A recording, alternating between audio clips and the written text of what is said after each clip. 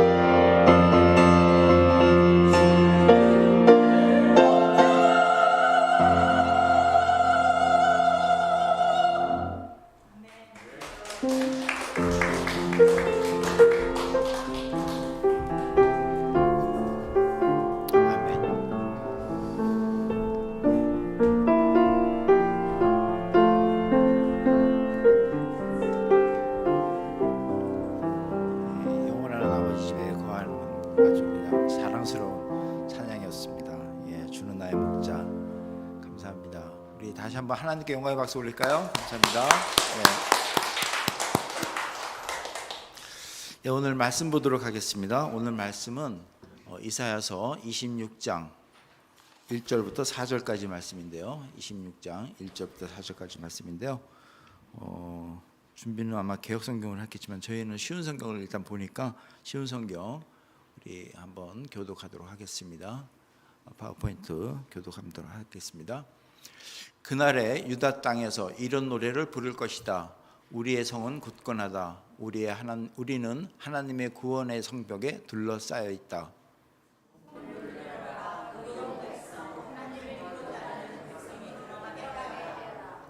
주께서 주를 믿고 따르는 사람에게 참된 평화를 주신다. 그러므로 영원한 여호와를 의지하여라. 여호와는 우리의 영원한 반석이시다. 아멘. 오늘 말씀 제목은요, 위리를 기회로, 도전을 응원으로라고 합니다. 오늘 말씀을 위해서 김병규 선교사님 나오시는데 우리 환영의 박수 힘차게 올리고 환영을 받았습니다.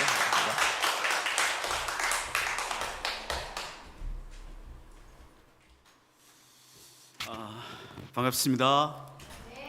네, 저 제목이 잘못된 것 같아요. 위기를 기회로, 도전을 응전으로, 응원으로가 이렇게 바뀌었어요. 어찌됐든 뭐 상관없습니다. 오늘 그 성가대 우리 하시는 거 보면서 옛날 생각나고 그때 참 좋았는데, 저희 아내도 안식년 하면서 필그림 교회를 생각하면 성가대를 이렇게 했던 거 아주 참 좋은 기억으로 남았던 것 같아요. 누가 들으면 본인 뭐 솔리스트도 아닌데 되게 좋아하고, 저희 아내는 항상 본인은 찬양을 잘하지 못한다고 그렇게 생각합니다. 그런데 찬양을 잘하는 사람과 함께 찬양하는 것을 즐거워하고 기뻐합니다. 저희가 평생 이렇게 예수 믿고 살았지만 어느 순간부터인가 사역자가 되고 선교사가 되면서 성가대로 이렇게 서서 같이 성가를 불러본 적이 없는데, 그래도 필그림 교회에 이렇게 있으면서 그렇게 성가대를 불렀던 기억이 있고, 오늘 우리 권사님이 정말 기대하라고 그랬는데 기대에 부응하는 너무 가슴 벅찬 찬양을 들려주었습니다. 너무 감사합니다. 네. 다른 분들은 뭐 기분 나빠요? 아멘. 같이 좀 하세요. 분위기 따뜻하게. 네, 그렇습니다. 저희가 4년 6개월 만에 이렇게 또 미국을 방문하게 됐습니다. 사실 졸업이 아니면 저희가 미국을 다시 한번 방문할 수 있을까라고 생각했는데, 그래도 또 하나님이 또 은혜를 주셔가지고 또 무사히 졸업하게 되고 또 여러분들 이렇게 만나 뵙게 됐습니다. 내일 목사님 미국 가시는 아프리카 토고 가시는데 오늘 강단을 섬기셔야 되는데도 불구하고 저에게 또 귀한 시간을 주셨습니다. 먼저 목사님께 감사드리고, 또 여러분들 제가 왔는데 또 기쁨으로 환영해 주시고 해주셔서 정말 감사합니다. 되도록이면 좀 일찍 말씀을 끝냈으면 좋겠는데 어떻게 될지 모르겠어요. 제가 한국말로 설교할 기회가 별로 없고 늘 바사로 설교하다 보니까 한국말로 설교하면 또 길어질 수가 있습니다. 여러분이 마음 단단히 먹고 예배 시간에 참여하셔야 될 것 같아요. 목소리는 잘 들립니까? 제 키가 표준이라 잘 안 보일 수도 있어요. 그러니까 하나님이 말씀에 그냥 집중하라고 그렇게 기회를 주신 줄로 압니다. 오늘 설교 원고를 가져와야 되는데 설교 원고를 두고 왔어요. 그래서 아무것도 안 가지고 왔습니다. 지금 어떻게 지금 방향이 갈지 몰라요. 그러니까 오히려 잘 된 것 같습니다. 그러니까 저의 계획이 다 무너지고 하나님이 일하시는 시간이 되었으면 좋겠습니다. 그렇게 기대하고 우리 하나님 말씀 드렸으면 좋겠습니다. 제가 말레이시아에서 이렇게 여기까지 오는데 15시간 30분이 걸렸어요. 샌프란시스코까지. 이코노미를 타고 오는데 너무 좀 힘들더라고요. 불평을 했어요, 하나님께. 너무 힘들어요, 하나님. 이거 너무 피도 안 통하고 계속 먹고 자고 이게 짐승도 아니고 비행기 안에서 그냥 사육당하는 것 같고 너무 힘들었습니다. 마음이 자꾸 불평이 되고 다음에 다시는 내가 미국에 못 온다 이렇게 해가지고 미국에 어떻게 오나 이런 생각했는데, 예전에 제가 아주 어릴 때에 생각이 갑자기 났어요. 저는 부산 사람입니다. 그런데 저희 어머니는 작은 구멍 가게를 하셨어요. 근데 열심히 일하시고 또 친절하셔가지고 손님들이 많았습니다. 그래서 열심히 구문 가게를 하셔가지고 돈을 열심히 버셨어요. 저희 아버지는 열심히 그 돈을 쓰시고, 그래서 정말 저희 집이 편할 날이 없었어요. 항상 어려웠습니다. 제가 이제 어릴 때 하늘에 비행기가 그때는 많이 없었는데 하늘에 비행기가 뜨면 그 비행기를 쫓아가지고 열심히 뛰었어요. 그 비행기가 사라질 때까지 열심히 뛰었습니다. 그래서 제 꿈이 있었어요. 저 비행기 한번 타보는 것. 그게 제 어릴 때 꿈이었어요. 그래서 저희 집이 가난했기 때문에 언제 내가 비행기를 타볼 수 있을까 그런 생각을 했습니다. 그런데 내가 하나님의 은혜로 예수님을 만나고 예수님을 만나서 구원받은 것도 감사한데 제가 목사가 되고 선교사가 되었습니다. 원하든 원치 않든 저는 이제 비행기를 많이 타는 그런 상황이 된 거죠. 제 꿈은 이루어졌습니다. 그런데도 불구하고 저는 불평하고 있었던 거죠. 이 비행기 이렇게 힘들고 어렵게 내가 미국을 가야 되나 그런 생각을 했던 것이죠. 지금 돌아보면 하나님의 은혜가 아닌 게 없습니다. 내 삶 살아가다 보면 때로는 역경도 경험하고 내가 생각하지 못했던 상황들도 경험하지만 그때 우리는 불평하며 살지 않습니까? 그러나 조금만 돌아보면 하나님 주신 은혜가 더 크다는 사실을 우리는 발견하게 되는 것이죠. 그래서 우리의 다 모든 삶의 순간순간마다 우리가 해야 될 것은 뭐냐면 하나님이 주신 은혜를 세워보는 것입니다. 그리고 그 은혜에 감사하는 것입니다. 그러면 우리가 생각한 것보다 더 큰 하나님의 은혜가 우리 삶 가운데 주어지게 될 줄로 믿습니다.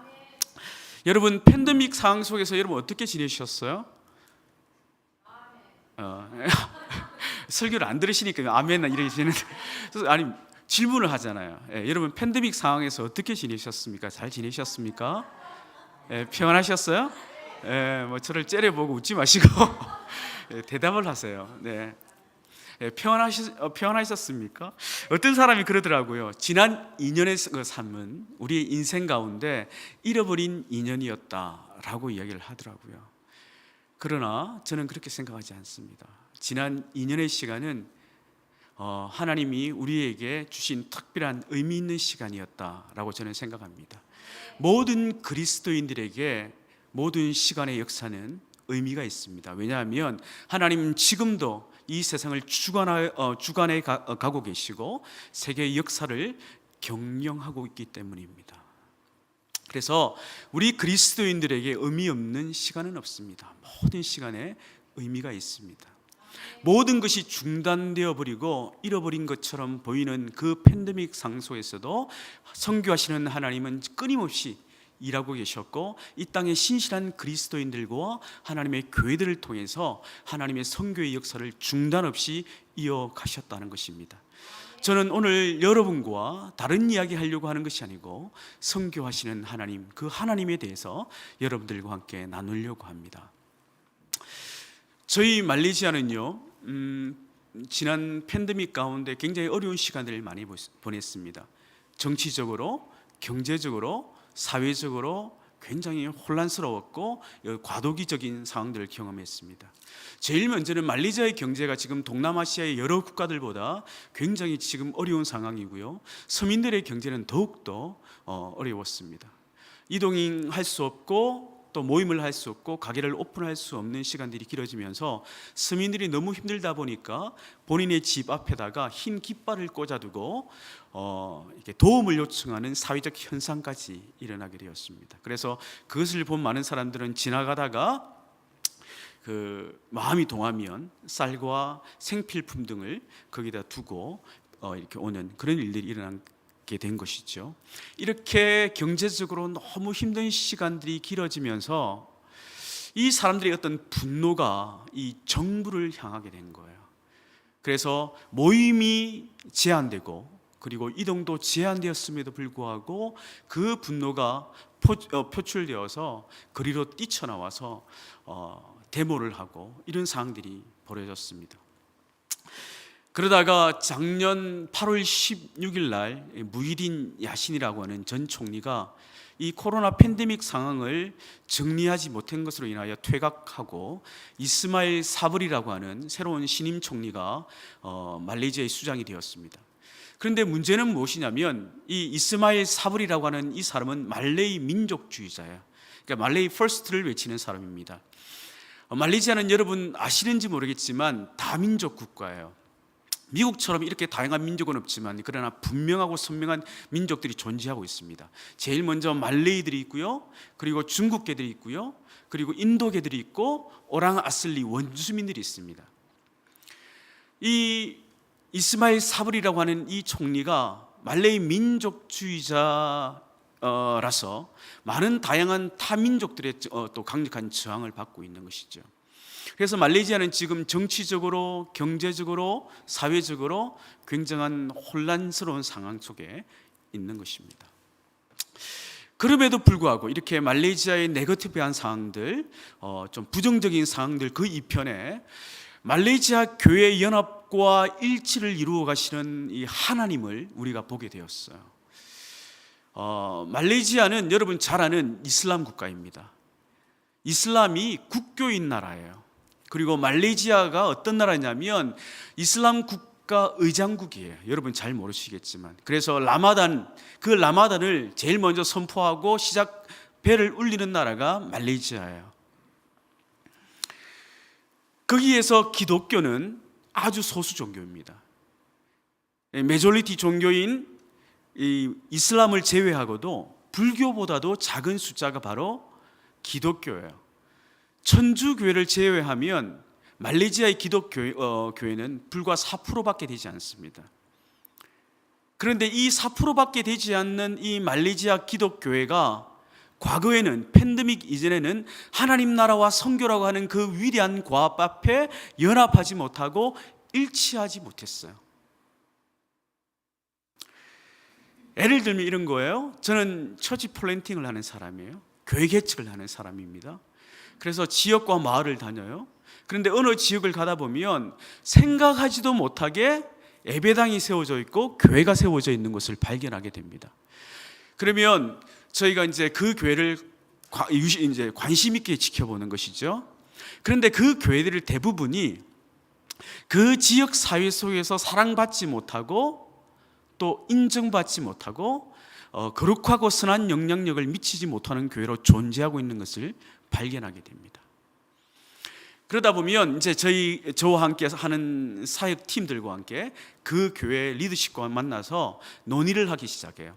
이 지역에 함께 우리가 하나님 나라를 어떻게 이루어갈 것인가, 선교 역사를 어떻게 이루어갈 것인가를 의논하기 시작해요. 한참 이야기가 잘 되어지고 이제 뭔가 결론이 날 쯤 되면 그 교회를 세운 본부교회나 단체나 교단에서 그 지역에 그 어떤 사람도 그 누구도 들어오지 못하도록 그렇게 명령한다는 거예요. 지침을 준다는 거예요. 4%밖에 되지 않는 기독교회가 연합하고 일치를 이루어도 이루어내지 못할 힘겨운 선교 완성이라는 그 과업을 팬데믹 이전에는 분열과 나눔으로 매우 힘겨운 상황으로 지내왔다는 것이에요. 그런데 놀라운 일이 일어났어요. 이 팬데믹이 터지면서 말레이시아 교회에 큰 변화의 물결이 일어났습니다. 하나님이 이 팬데믹이라는 상을 통해서 이 말레이시아의 분열된 교회들이 연합하고 일치할 수 있도록 놀라운 역사를 이루어 주신 거예요. 팬데믹이 터지면서 교회들은 모이지 못했습니다.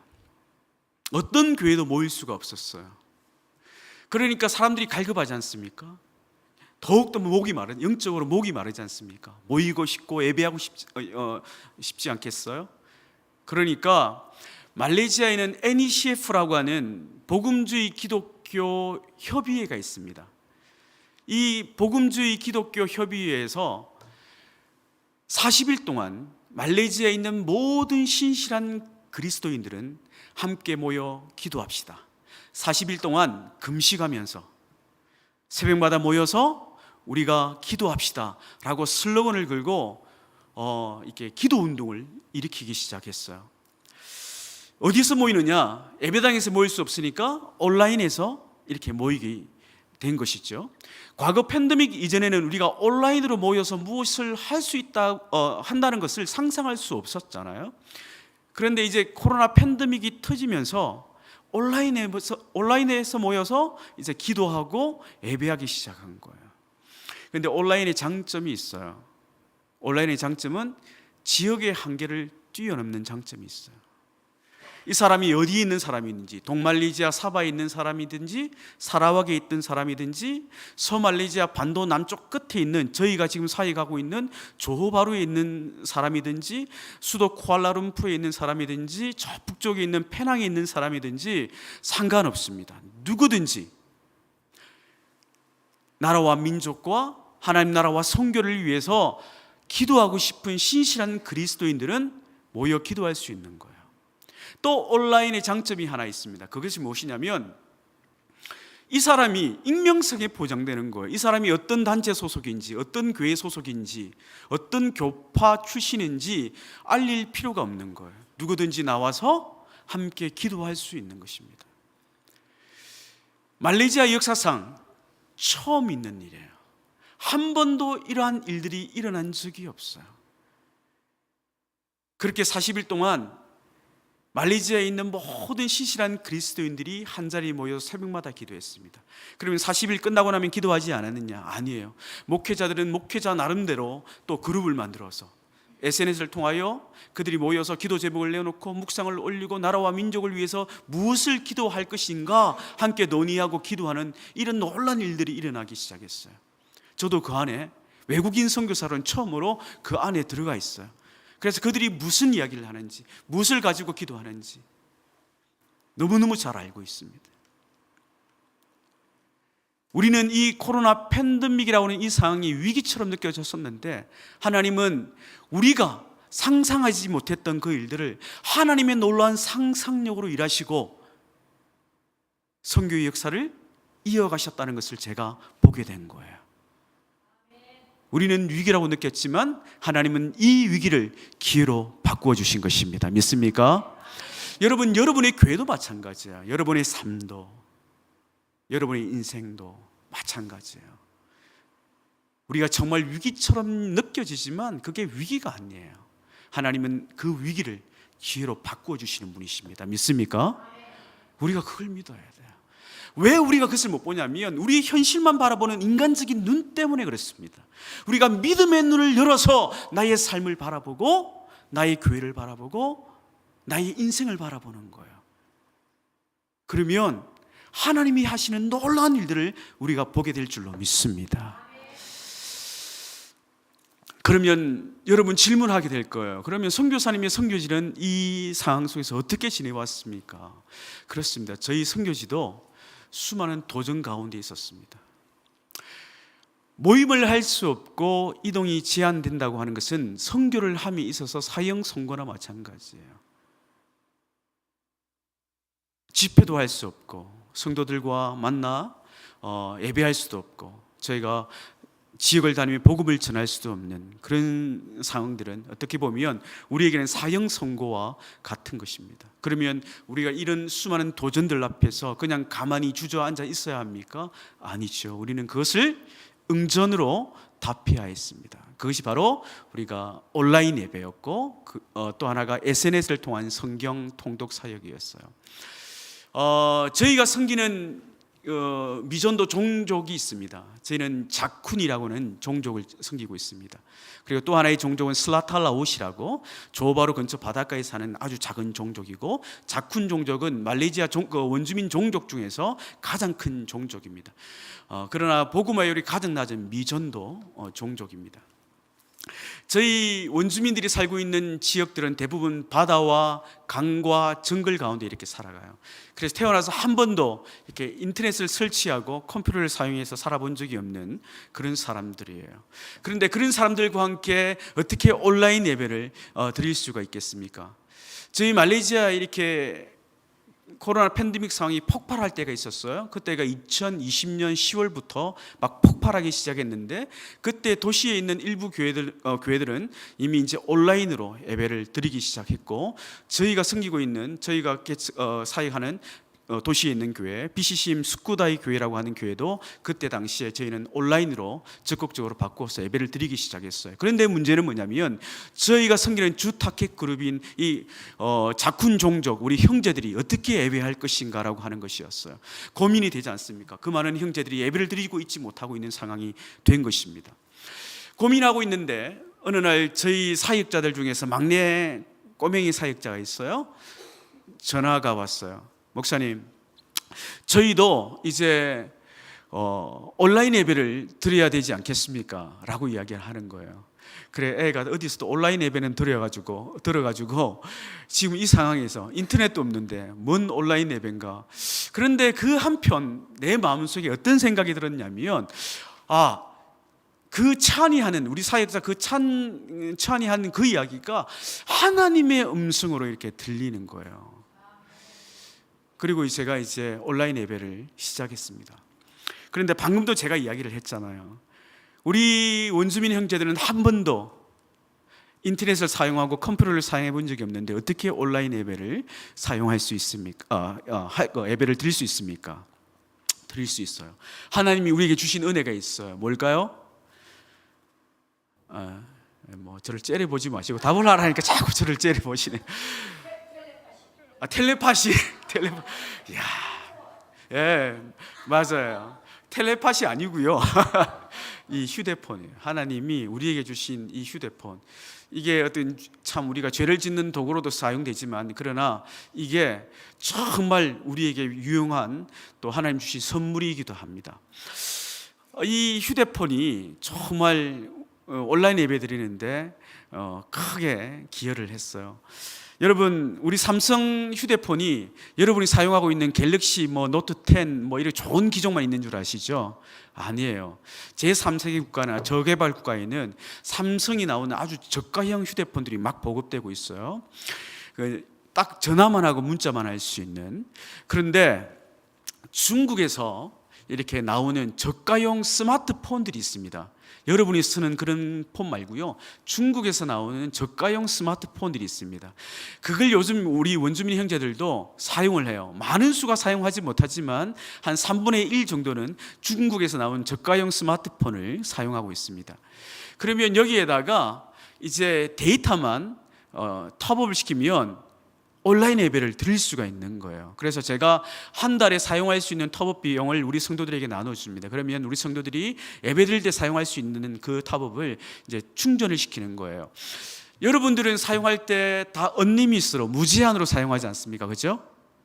미국에도 오니까 다 언리밋이고, 또 말레이시아 도시에도 웬만하면 언리밋으로 돈을 많이 주면 사용할 수 있습니다. 그러나 우리 원주민 형제들은 그렇게 사용할 수 있는 환경과 형편이 되지 않기 때문에 5링깃, 10링깃 정도 주면 그것을 충전해서 이제 예배를 참여하는 거예요. 이 휴대폰 하나 켜놓고 예배 드릴 때 온 가족이 둘러앉아서 예배를 드리는 거예요. 얼마나 은혜가 되는지 몰라요.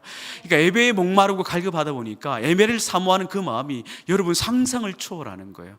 저희가 10시 반에 예배를 드리는데 제가 10시부터 이 줌을 오픈을 시키는 거예요. 그러면 보통 10시 반에 들어와야 되잖아요. 그러면 10시에 딱 오픈시키고 제가 그 바사 찬양을 틀어놓습니다. 그러면 10시에 기다렸다는 듯이 다 들어오는 거예요. 그리고 예배를 드리는데 30분 동안 막 찬양을 열심히 해요.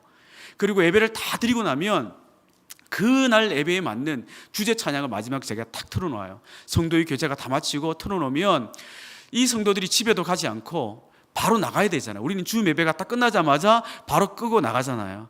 그런데 그 주 예배 마지막 찬양이 끝날 때까지, 제가 그것을 클로즈 시킬 때까지 거기서 예배하고 찬양하고 자기들끼리 막 기도하고 그래요. 그러니까 오히려 온라인 예배가 지금은 우리 대면 예배 드릴 때도 뜨겁지만 온라인 예배 드릴 때는 정말 감격과 감동이 있었습니다. 그런데 문제는 온라인 예배를 드리는데 문제가 있어요. 우리 성도들이 사는 곳이 대부분 바다와 강과 정글이라고 이야기했잖아요. 그러니까 시그널이 잘 뜨지 않아요. 시그널이. 어느 날 우리 사역자가 예배를 드리는데 갑자기 망고나무 밑에서 이렇게 예배를 참여한 거예요. 망고나무 밑에서.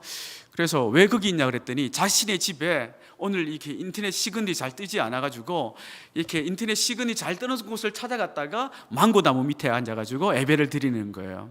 그리고 비가 오거나 또 번개가 치거나 기상이 안 좋으면 예배를 드리다가 그냥 바람과 함께 사라지고 막 그렇게 되는 거예요. 그럼에도 불구하고 굉장히 은혜로운 예배가 우리 가운데 있었습니다. 사실은 이 코로나 팬데믹이라고 하는 이 상황이 선교사인 우리에게 어떤 선교적 어떤 도전처럼 느껴졌지만, 정말 선교적 도전 앞에 직면한 사람은 저희들이 아니었고 사랑하는 우리 원주민 형제들이었어요. 어느 날 저희 시골에 있는 저희 사역자들이 조바루에 이렇게 일이 있어서 왔습니다. 저희가 가끔씩 조바루에서 어떤 사역자 미팅도 하고 또 어떤 컨퍼런스도 하고 하기 때문에 이렇게 내려와요. 그래서 저희 사역자들이 내려왔는데 맛있는 걸 사주고 싶은 거예요. 그래, 뭘 사줄까 이렇게 하다가 한국 음식은 제가 한국 선교사이기 때문에 여러 번 이렇게 사준 적이 있습니다. 그래서 경험한 적이 있는데 떡볶이는 우리 원주민의 형제들이 사역자들이 한 번도 먹어본 적이 없어요. 그런데 감사한 건 뭐냐면 저희 조바루가 지금 굉장히 많이 발전했거든요. 그래서 조바루에도 지금은 웬만한 한국 음식점이 다 들어와 있습니다. 그런데 최근에 두끼 떡볶이라고 여러분 한국에서 유명한 떡볶이 집이 있어요. 여러분 아시나요? 신당동 떡볶이 맞아. 신당동 떡볶이 굉장히 유명하고요. 이 두끼 떡볶이는 뭐냐면 그 떡볶이를 뷔페처럼 먹는 것입니다. 그래서 그 안에 부산 오뎅도 있고요. 거기에 막 치킨도 있고 그런 것이에요. 그래서 저희 조바루에도 드디어 이게 생겼습니다. 요즘 한류의 이 바람이 어마어마합니다. 말레이시아도 이제는 영어 이렇게 인사 안 합니다. 한국 사람 보면 그냥 안녕하세요, 반갑습니다, 감사합니다. 이게 예전에 우리가 하이, 헬로, 땡큐, 기미 초콜릿 이렇게 이야기하고 다녔잖아요. 그런 분위기예요. 그만큼 한국 위상이 높아졌어요. 그리고 한류 이 문화가 K-팝뿐만 아니고 K-컬처 이래 가지고 굉장히 지금 붐이 일어났어요. 그래서 말레이시아에도 인사 정도가 되려면 한국 음식 정도는 먹어줘야 되는 거예요. 그런데 이것도 레벨이 있어요. 그냥 한국 음식 먹어주면 레벨이 낮은 거예요. 진짜 레벨이 높은 사람들은 떡볶이를 먹을 줄 알아야 되는 거예요. 그 정도 돼야 이제 인사 중에 인사가 되는 것이죠. 그래서 제가 진짜 너무 저희 아내하고 저기 이제 두끼 떡볶이를 가면 너무너무 좋은 거예요. 떡볶이를 마음껏 먹을 수 있으니까. 과거에는 적이 없었거든요. 과거에는 조바루에 한국 마트 딱 하나 있었어요. 그것도 컨테이너가 들어오지 않으면 금방 매대에 물건이 없을 정도로, 그리고 물건이 있어도 잡으면 한인들이 많이 없었기 때문에 유통기한이 다 지난 것. 그랬는데 지금 불과 몇 년 사이에 어마어마한 지금 변화가 일어나는 거죠. 아무튼 서론이 길었어요. 데리고 갔습니다. 데리고 갔는데 저는 그날도 저희 아내와 제가 정말 맛있게 먹었습니다. 가격대가 좀 있기 때문에 저희도 자주 가지 못하죠. 그래서 아내하고 저하고 너무 맛있게 먹었어요. 내 영혼이 몸 안에 있는지 몸 밖에 있는지 해가 헷갈릴 정도로 막 감동하면서 입에 묻혀가면서 먹었어요.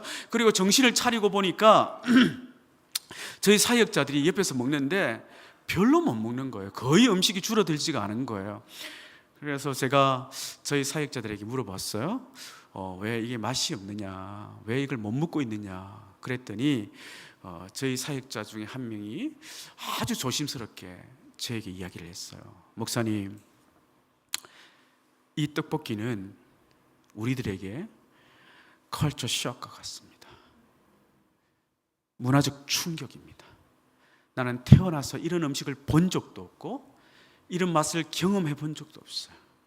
목사님이 너무 좋은데 너무 비싼 곳에 우리를 데리고 오셔서 우리가 이걸 먹으려고 애를 썼는데 사실은 못 먹겠습니다 라고 이야기했어요.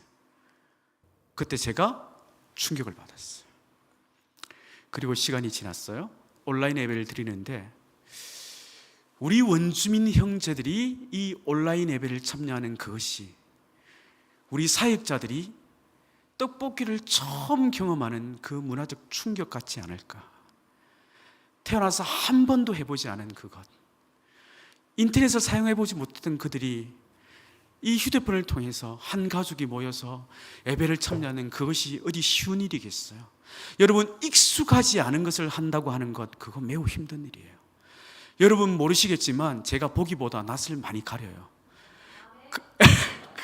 그래가지고 제가 여기 서서 지금 이렇게 막 말씀을 전하는 것 있잖아요. 굉장히 어색해요.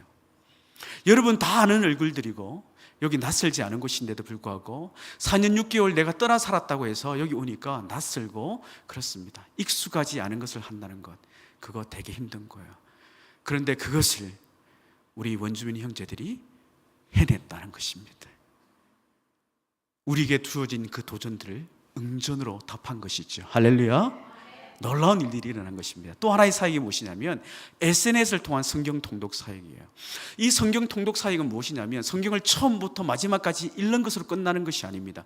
우리의 목표가 있었어요. 그것이 뭐냐면 하나님 말씀을 매일마다 10장씩 읽는 것입니다. 10장씩 읽고 말씀을 묵상하는 거예요. 묵상하고 자기의 삶에 적용하는 거예요.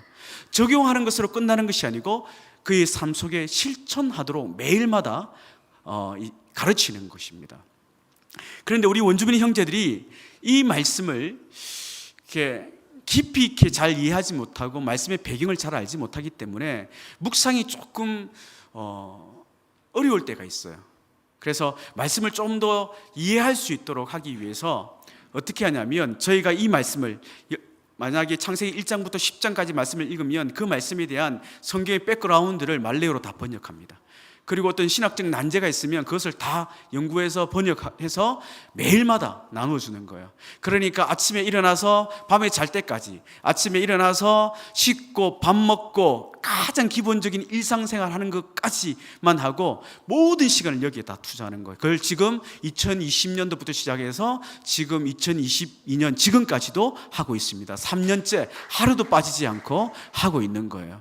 그러니까 하나님이 이걸 할 수밖에 없도록 우리에게 이게 기회를 주신 것이죠. 과거에는 우리가 다녀서 말씀을 전하고 제자 사역을 했지만 만나지 못하니까 SNS를 통해서 이 사역을 한 거예요. 감사한 건 뭐냐면 지금 3기 사역을 진행되고 있는데 1기 사역은 저희 사역자들 대상으로 했고 2기부터 3기까지는 우리 모든 지역에 있는 교회들, 우리 조주에 있는 모든 지역에 있는 교회들을 대상으로 했는데 여러분 쉬운 것 아닙니다. 여러분들도 매일마다 말씀을 이렇게 10장씩 읽고 묵상하고 또 적용하고 삶에 실천한다고 하는 것이 쉬운 일이 아니에요. 그런데 그것을 우리 사역자들은 완벽하게 한 명도 빠짐없이 다 완수했고, 그리고 우리 성도들도 비록 몇 명의 낙오자는 있지만 그러나 대부분의 성도들은 지금까지 잘 따라하고 있다는 것이에요. 그게 바로 나는 하나님이 하셨다라고 저는 믿습니다. 이 SNS를 통한 성경 통독 사이의 가장 큰 장점은 무엇이었냐면, 그리고 그 변화는 무엇이었냐면 우리 사역자들이 변했다는 거예요.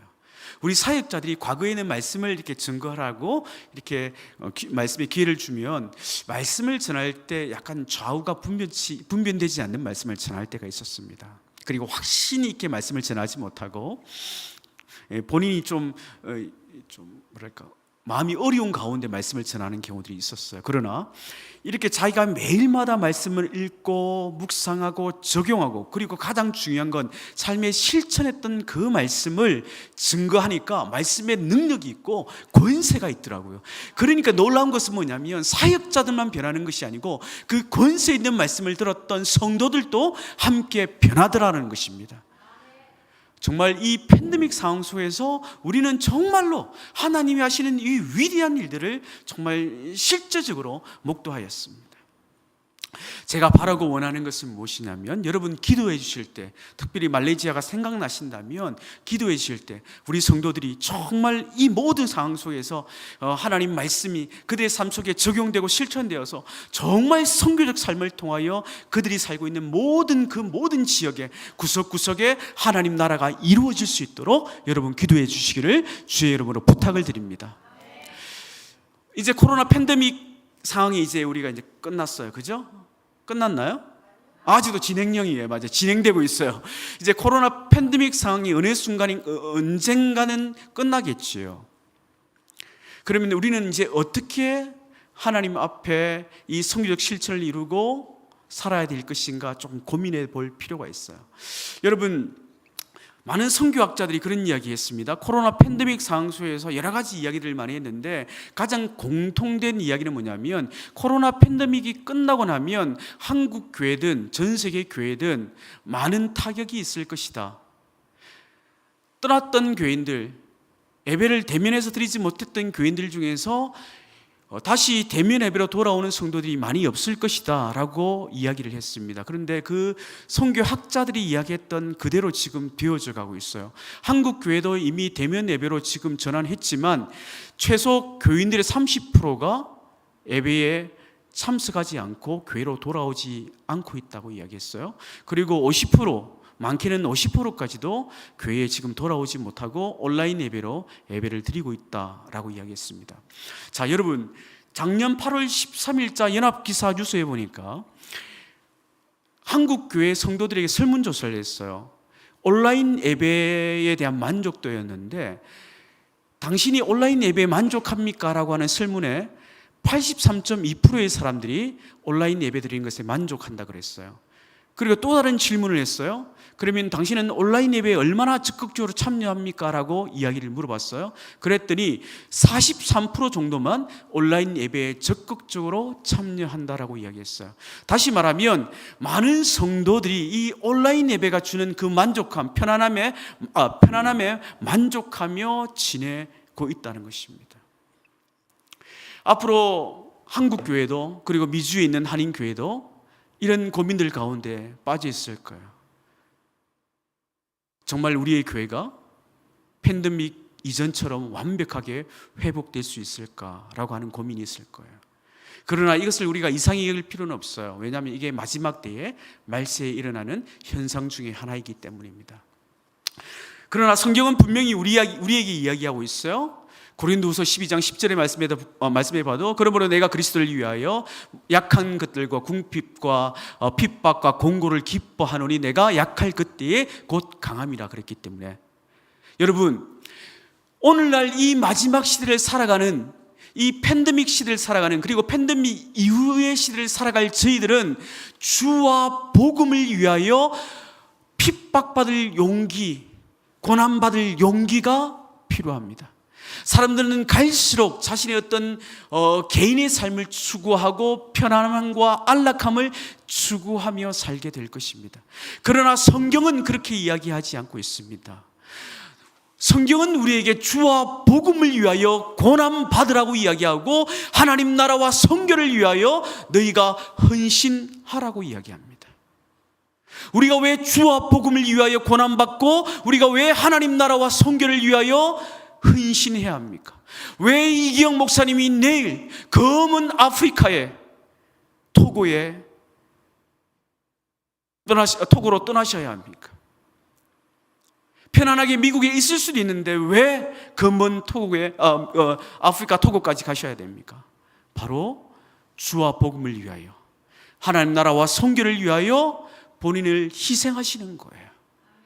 우리가 왜 주와 복음을 위해서 고난받고 핍박받고 희생해야 되냐면 예수님이 먼저 그렇게 사셨기 때문이에요.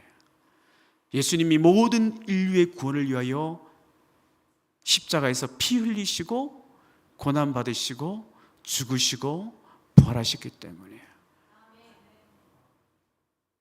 왜 우리는 하나님 나라와 선교를 위하여 고난받으라 그러면, 주와 복음을 위하여 핍박받으라 그러면 아멘이 안 나올 거예요.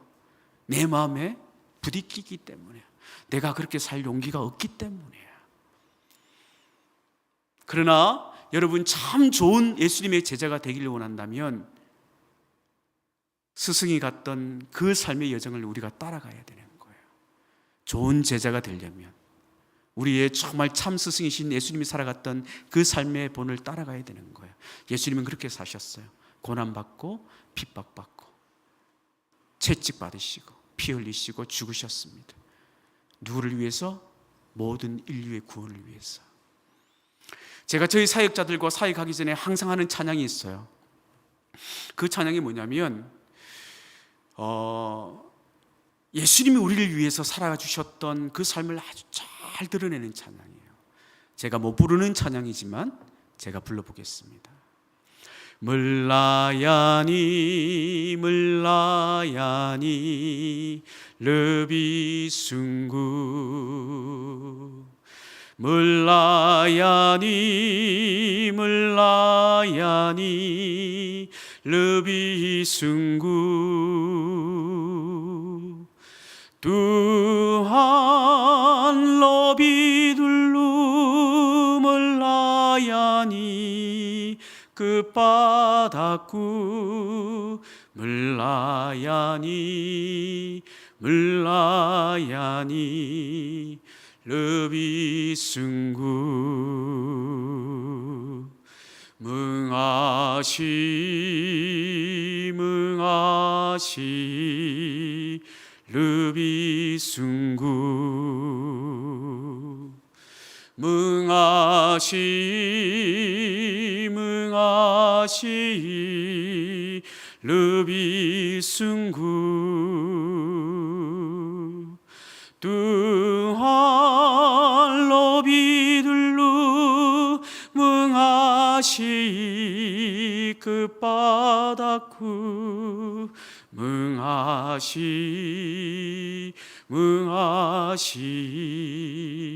르비승구.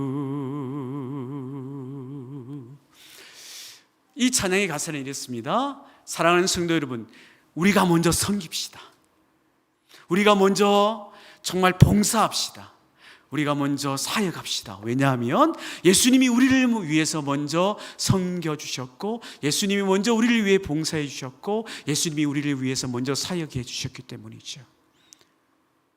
우리가 먼저 사랑합시다. 왜냐하면 예수님이 우리를 먼저, 죄인된 우리를 위해서 먼저 사랑해 주셨기 때문이고, 우리가 먼저 용서합시다. 진짜 아프고 죽을 것 같고 정말 저 인간은 내가 용서할 수 없을 것 같아도 그 사람을 먼저 우리가 용서합시다.